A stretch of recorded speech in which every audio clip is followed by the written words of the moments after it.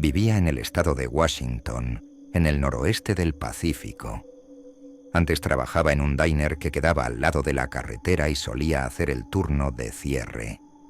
Tenía 29 años en ese entonces y el diner cerraba a las 2 a.m., lo cual era súper tarde considerando lo poco poblada que era la zona. Pero como estaba cerca de la carretera, siempre había al menos 1 o 2 clientes hasta la hora de cerrar. Soy del sur, pero me mudé para acá, y te digo que la gente es diferente.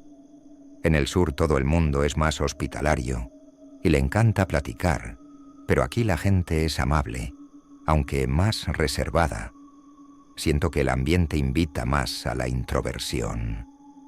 Antes fui mesera en el sur, y los clientes allá hablaban muchísimo más que aquí, donde la gente prefiere estar en su mundo. Esa noche ya casi era hora de cerrar.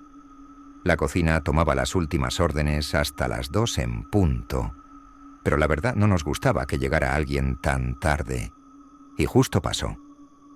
A las 1:50 de la mañana entró un tipo solo, algo rellenito, con los jeans subidos hasta arriba, una camisa gris metida en un abrigo marrón, bigote y gafas. Le pregunté si quería mesa o sentarse en la barra y pidió una mesa. No dejaba de sonreír, así que le sonreí de vuelta. Le di el menú y le avisé que la cocina cerraba en 10 minutos.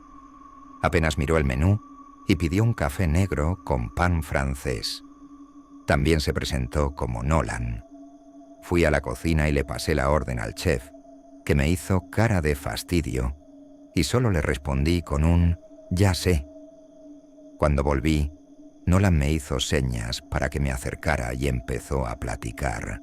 Algo raro para alguien de aquí a esa hora. Me preguntó si era de la zona y empezó a quejarse de los baches en las calles. Le contesté algo simple, como que era por el clima frío. Después me preguntó exactamente de dónde era, pero le di una respuesta vaga, porque obviamente no iba a decirle dónde vivía. Dijo que se acababa de mudar al pueblo y, mientras hablaba, lo observé bien. Parecía un tipo nerd, y hasta puede que estuviera intentando coquetear, pero no me molestó mucho. En el sur me tocaba todo el tiempo, así que estaba acostumbrada. Como ya era el último cliente de la noche, el chef salió a dejarle el plato en la barra y yo lo llevé a su mesa. Para ese punto, él ya tenía su café y su comida, y yo ya había limpiado casi todo el lugar. Me alejé un poco porque ya no quería seguir la charla. Estaba agotada y solo quería irme a casa. Cuando terminó, le llevé la cuenta sin que la pidiera, como una manera sutil de decirle que ya cerrábamos. Pagó con tarjeta y se fue. El chef se quedaría cerrando el diner, así que limpié su mesa, agarré mis cosas y me despedí. Cuando salí, vi que en el estacionamiento había 3 carros, el mío, el del chef y otro que no reconocí. Era un carro viejo, plateado, como un Toyota o un Audi de 2005. No podía ver si tenía vidrios polarizados o si simplemente estaba tan oscuro que no se veía adentro. Me pregunté si sería el carro de Nolan. Subí a mi carro y empecé a manejar de vuelta a casa. El diner quedaba a unos 20 minutos. Iba por la carretera cuando sonó un ding en el tablero y me salió la alerta de presión de llantas. Me puse nerviosa porque no tenía ni idea de cómo cambiar una llanta y nunca había llamado a asistencia vial. De repente, la presión de mi llanta trasera derecha empezó a bajar rapidísimo, de 20 a 10, y luego todo el carro empezó a temblar. Tuve que orillarme. Me bajé a ver y la llanta estaba completamente desinflada. Justo en ese momento, vi que se prendieron unas luces a lo lejos y un carro se acercaba, hasta que se detuvo a mi lado. Corrí de vuelta al carro y cerré con seguro. No sabía qué hacer. Luego escuché un golpecito en la ventana. Era Nolan. Llevaba guantes puestos y me saludó con una sonrisa. Me puse helada. Sabía que esto no era una coincidencia. Él había hecho esto. Me llamó por mi nombre y me preguntó si estaba bien, como si fuera pura casualidad encontrarnos ahí. Me pidió que bajara la ventana. Solo la abrí unos 2 centímetros, lo suficiente para hablar. Me ofreció ayuda. Le dije que tenía una llanta ponchada. Fingió que no sabía cuál era y rodeó el carro para verla. En ese momento, marqué al 911 sin que él se diera cuenta y dejé el celular en mi regazo.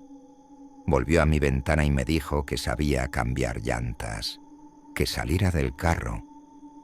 Le dije que mi novio venía en camino. Mientras tanto, la operadora del 911 estaba en la línea, pero no lo suficientemente fuerte como para que Nolan lo escuchara. Traté de dejar en claro mi situación sin que él sospechara. Nolan se quedó callado un momento con una expresión menos amigable. Luego se alejó de la ventana. Aproveché para susurrar a la operadora que creía que él había cortado mi llanta y estaba tratando de hacerme salir del carro. Le di mi ubicación rápida. Y entonces, de la nada, ¡pum! El vidrio de mi lado estalló en pedazos. Grité con todas mis fuerzas mientras los vidrios caían sobre mí. Nolan metió la mano al carro. Pensé que iba a agarrarme o estrangularme, pero en su lugar agarró mi celular y lo lanzó hacia la carretera. Luego corrió a su carro y arrancó a toda velocidad, desapareciendo en la noche. No podía salir a buscar mi celular sin una linterna. No tenía opción más que quedarme ahí y rezar para que no regresara. Afortunadamente, la operadora del 911 ya tenía mi ubicación. Escuché las sirenas a lo lejos y rompí en llanto de alivio cuando vi las luces acercarse. Salí del carro y agité los brazos hasta que los policías se detuvieron a mi lado. Un oficial se fue en la dirección donde Nolan huyó, mientras que los otros me ayudaron a encontrar mi celular, que estaba destrozado. Fueron los policías más amables que había conocido en mi vida. Me ayudaron a cambiar la llanta y uno de ellos me escoltó hasta mi casa. Unos días después, un oficial me llamó para decirme que aún estaban investigando. Revisaron las cámaras del diner, pero nunca supe si lograron atraparlo. Nunca volví a trabajar en ese diner. No iba a arriesgarme a que ese hombre me encontrara de nuevo.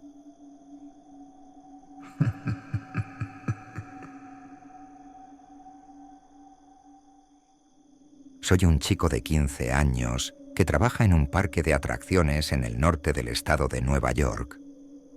Esto pasó hace solo un año y todavía me da escalofríos cada vez que lo recuerdo. Era un domingo de octubre, hacía fresco y quedaban pocos días para que el parque cerrara hasta mayo. Todo parecía un día normal de trabajo, pero vaya que me equivoqué. Después de fichar y estar en mi puesto por unas 5 horas, miré mi reloj. Eran las 4:55 de la tarde. Mi turno terminaba en 5 minutos. Me sentía aliviado y cansado, así que empecé a recoger mis cosas. En eso, un hombre con barba desaliñada y el pelo hecho un desastre se me acercó. Llevaba una camiseta gris con algunas manchas y unos pantalones deportivos negros llenos de agujeros. Pensé para mí mismo, solo tengo que atender a este último y ya me voy. ¿Puedo ayudarlo en algo?, le pregunté. El hombre me miró por unos segundos y luego empezó a girar la cabeza como si alguien lo estuviera siguiendo. Ya me estaba empezando a dar mala espina. «Señor, ¿necesita algo?», repetí, ahora con tono un poco más impaciente. Me miró un par de segundos más y finalmente respondió, tartamudeando. «¿De dónde están los baños?», lo dijo casi en un susurro.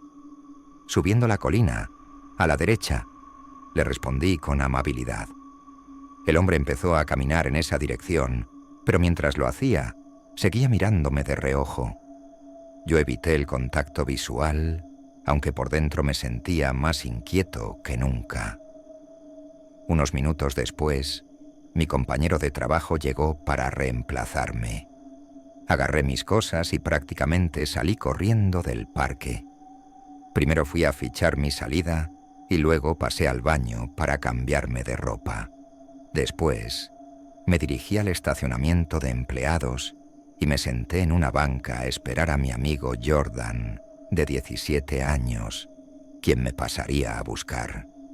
Después de lo que me parecieron horas, Jordan finalmente llegó. Antes de irnos a casa, decidimos parar en un diner local para comer unas hamburguesas con queso. Mientras estábamos en el diner, noté algo raro. El mismo hombre al que había ayudado en el parque estaba sentado unas mesas más allá y me estaba mirando fijamente. Mi corazón se aceleró. Se lo dije a Jordan, pero él solo se encogió de hombros. «Seguro es solo una coincidencia, Ben. No te rayes». «Sí», dije, aunque por dentro estaba bastante preocupado. Después de cenar volvimos al auto y comenzamos el trayecto de 35 minutos hasta casa. En el primer semáforo en rojo, algo me hizo sentir un escalofrío. Ahí, en un Honda blanco a nuestra derecha, estaba el mismo hombre del parque y del diner. Y claro, me estaba mirando otra vez. Se lo dije a Jordan, y ahora sí lo noté un poco más preocupado. Cuando llegamos a nuestra calle, dimos unas vueltas extra a la manzana para asegurarnos de que ese tipo no nos estuviera siguiendo. Cuando todo pareció despejado, Jordan me dejó en casa. Mi mamá y mi hermana estaban en el centro comercial y mi papá de viaje por trabajo. Así que estaba solo. Apenas me metí en la cama, escuché un ruido en mi ventana.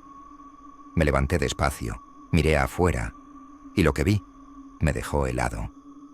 Ahí, parado en mi jardín delantero, estaba el hombre mirándome directamente, con una sonrisa escalofriante.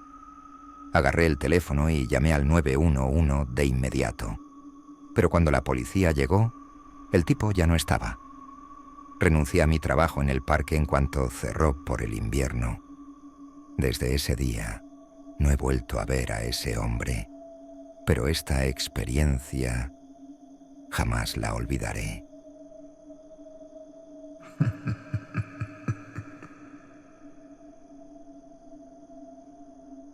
Estaba trabajando en el turno nocturno en el diner donde llevaba un año trabajando. Era una noche lluviosa. De hecho, llovía a cántaros. Noches así normalmente significaban menos clientes, porque nadie tiene ganas de manejar bajo la lluvia. Me esperaba una noche tranquila, y en su mayoría lo fue. Mi turno terminaba a medianoche. Cerca del final de mi turno, entró un hombre con una mujer mucho más joven que él. Él parecía tener unos 40 años, mientras que ella no pasaba de los 20. Apenas cruzaron la puerta, me miraron fijamente, así que fui a saludarlos y preguntarles cuántos eran. Dijeron que solo 2, así que los llevé a una mesa. Se tardaron en ordenar, y noté que hablaban en voz muy baja entre ellos. Cuando finalmente pidieron, el hombre empezó a conversar conmigo. Como siempre he sido habladora, me desenvolvía bien en la industria de la hospitalidad, así que me puse a charlar con él, ya que la noche estaba lenta. Era la típica conversación entre mesera y cliente. Lo raro era que la chica casi no hablaba. Él era quien llevaba la conversación, así que terminé dirigiéndome más a él. No recuerdo todo lo que hablamos, pero hubo algo que se me quedó grabado. En un momento, el hombre me preguntó, ¿vives sola? Y sí, vivía sola, y todavía vivo sola.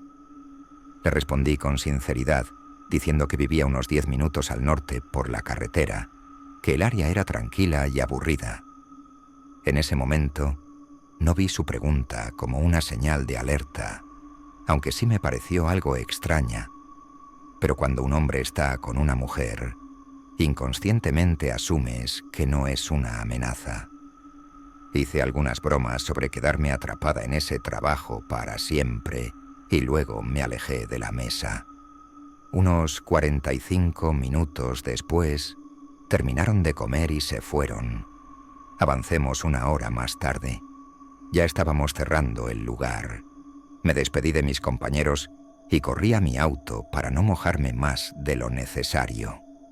Todavía llovía a cántaros. Manejé despacio por las condiciones del clima. Apenas llegué a casa, corrí hasta la puerta y entré. Ni siquiera me fijé en que los autos de mis vecinos no estaban en el estacionamiento. Mi apartamento estaba en el primer piso de una casa dividida en 3 unidades. Había una entrada lateral con una escalera que llevaba a los 3 apartamentos. Como yo vivía en la primera planta, podía entrar por la puerta principal. Dejé mis llaves y mis cosas en la encimera de la cocina. Y en ese momento, alguien empezó a golpear la puerta con desesperación. Eran casi la 1 de la mañana. No tenía idea de quién podía ser, salvo quizá uno de los vecinos. Había 2 puertas, una de vidrio y la puerta principal de madera. Siempre mantenía ambas cerradas con llave por seguridad. Abrí la puerta de madera y vi a una chica empapada de pies a cabeza al otro lado de la puerta de vidrio. Llevaba un suéter gris con la capucha puesta, lo que le tapaba parte de la cara.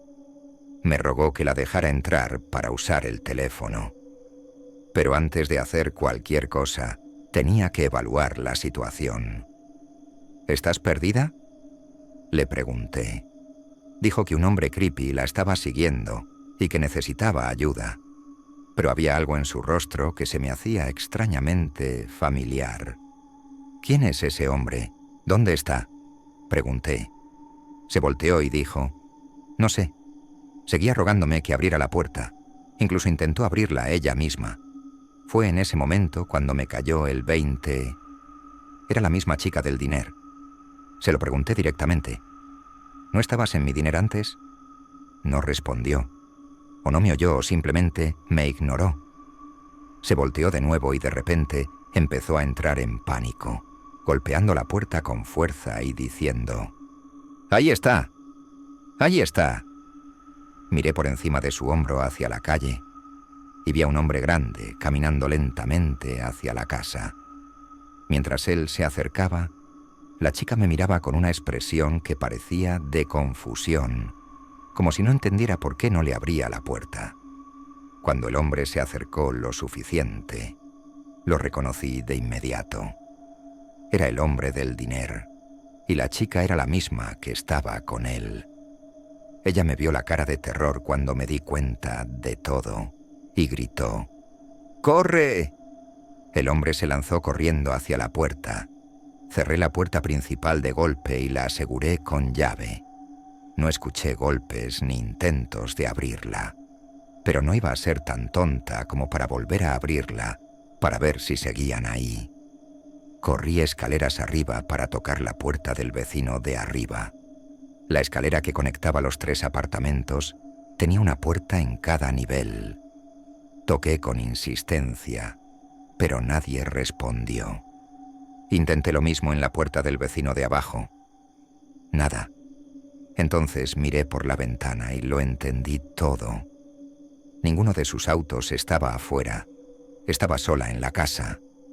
Regresé a mi apartamento y cerré con llave la puerta que daba a la escalera. Mi mente estaba a 1000, tratando de encontrar una explicación. Pero la más obvia era que había sido una trampa.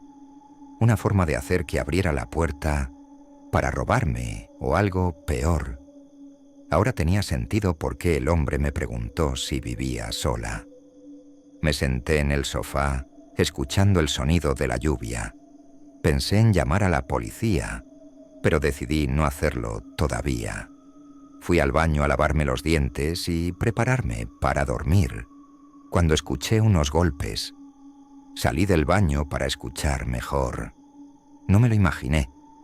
Era en la puerta de la escalera. Pensé que quizás sería algún vecino y pregunté: ¿quién es? No hubo respuesta. Solo otro golpe. Dije los nombres de mis vecinos. Silencio. Si no dices quién eres, voy a llamar a la policía. Grité. Me oyeron perfectamente, pero en vez de responder, volvieron a golpear. ¿Qué quieres?, grité con más fuerza.